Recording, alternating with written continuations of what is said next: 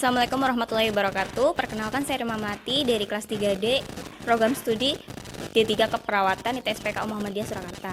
Saya sebagai penyuluh dan teman saya sebagai... Nama saya Wulana Rumsari dari kelas 3D Prodi D3 Keperawatan sebagai pasien.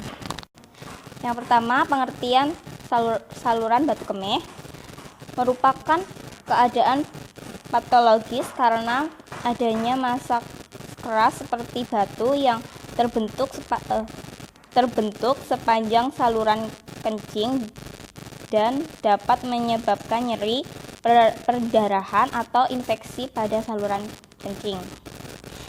Etiologinya, faktor intrinsik, faktor yang berasal dari dalam individu sendiri. Yang pertama keturunan, yang kedua umur, yang ketiga jenis kelamin, riwayat keluarga, dan lalu selanjutnya faktor ekstrinsik, faktor yang berasal dari lingkungan luar individu seperti yang pertama geografi, yang kedua iklim atau cuaca, yang ketiga gaya hidup seseorang. Lalu selanjutnya manifestasi klinis. Manifestasi klinis batu salur kemih bergantung pada adanya obstruksi, infeksi, dan edema.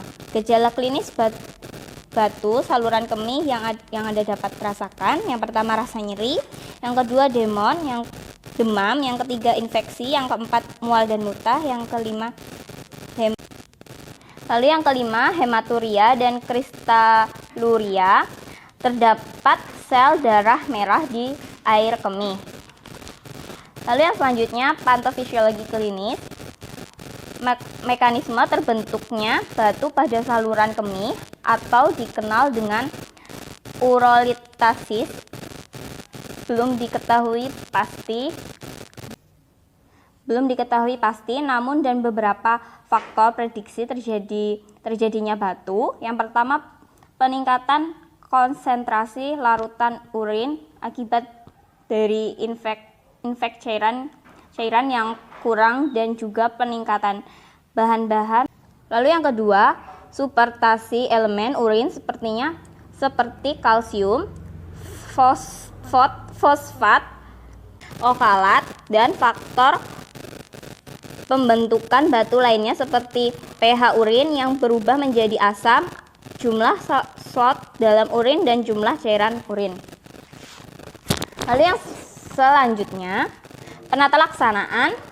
Tujuan dasar penata laksanaan medis batu saluran kemih adalah untuk menghilangkan batu, menentukan jenis batu, mencegah kerusakan nefron, mengendalikan infeksi, dan mengalami obstruksi terjadi.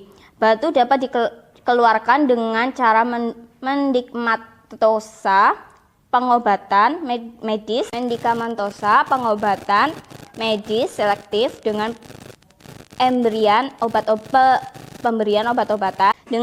obat-obatan tanpa operasi pembedahan terbuka.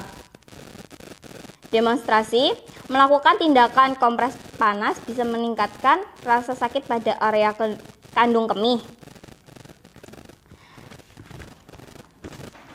Baik Mbak, silahkan berbaring senyaman mungkin.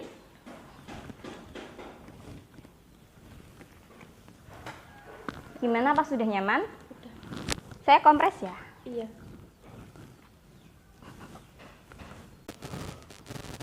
Saya kompres ya Mbak? Udah enakan apa belum?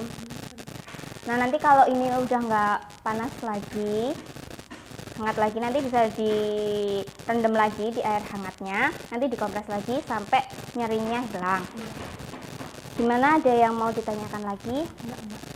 Kalau tidak, saya akhiri. Billahi taufiq wal hidayah. Assalamualaikum warahmatullahi wabarakatuh.